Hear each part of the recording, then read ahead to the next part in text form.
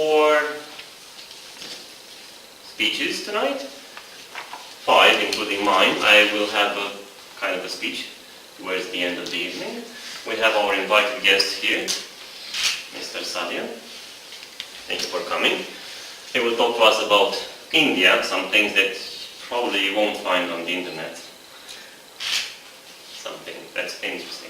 Now, before we start, today I'm going to talk to you about how to get rid, better how to manage your public speaking anxiety, because we all have it.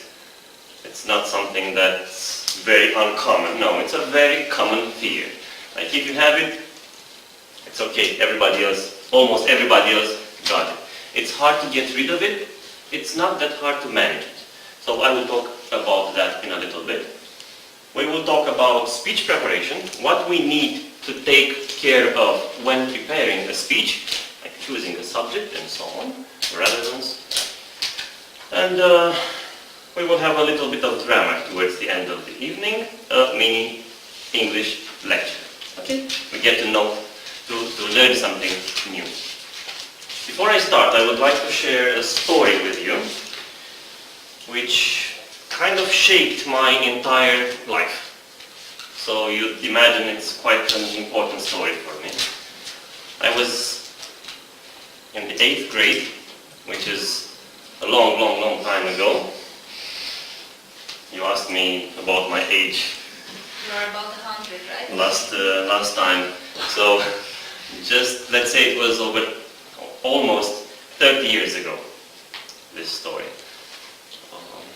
I was about to have my biggest exam in my life, you know, the entrance exam to high school.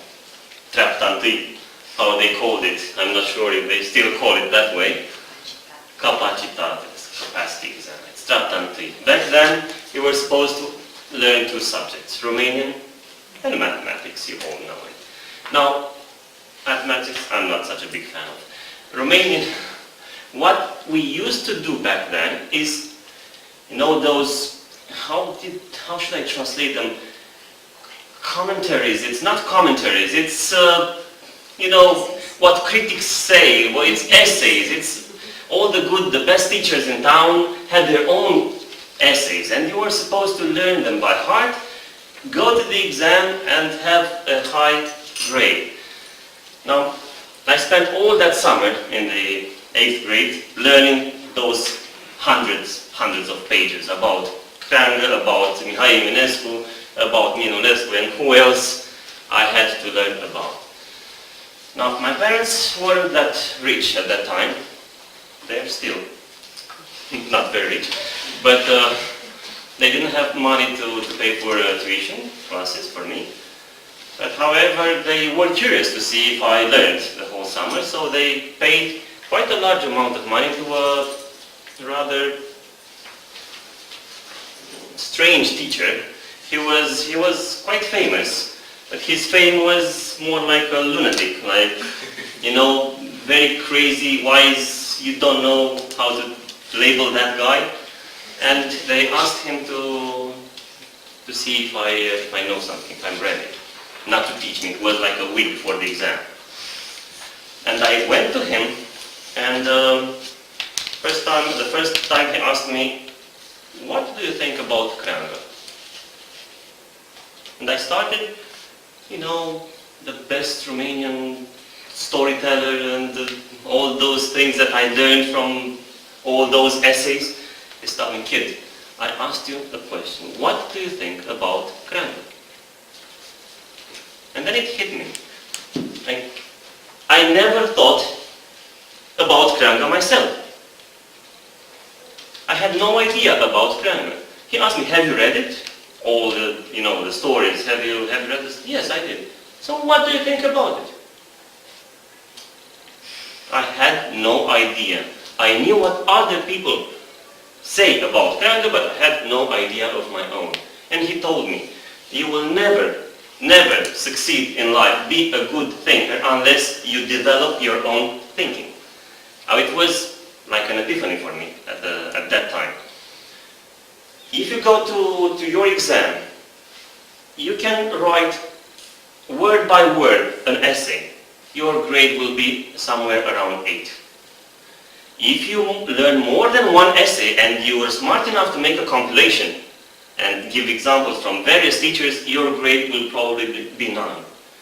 Unless you give something from you, like be original, you won't ever get a 10 from a good teacher. It was a good lesson. Of course, I didn't have time. I had like an 8 at my entrance exam. During high school, I was mediocre, but I started to think. No, high school is not such a good place to show that you are thinking. Teachers don't usually encourage us, like students, to think. They encourage us to know. They never ask you, what do you think about? They ask you, what do you know about? And trust me, it makes a lot of difference.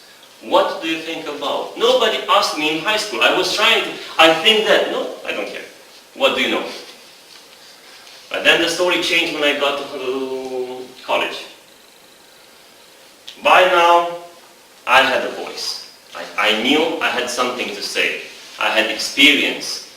The first time I had a seminar in college, I said like, Shakespeare is not that good as, I don't remember right now, everybody in the classroom was like, what? I was arguing with the teacher. And he said, okay, it's good that you say that, it's good that you are thinking. I would like to have all my students like you. Now, step 2, prove it. Now, you say something, make sure you prove it.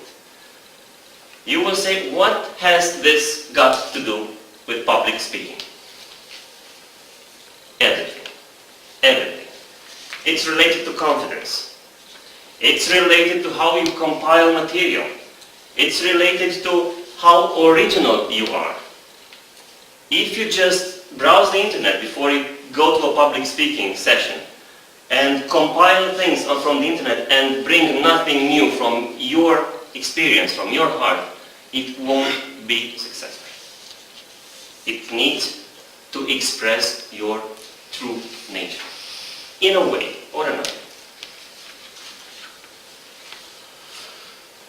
Okay, now I will talk about overcoming anxiety, but I would like to know you better. I would like to get you to speak a little bit, not much, don't worry. Please tell us your name and also please tell us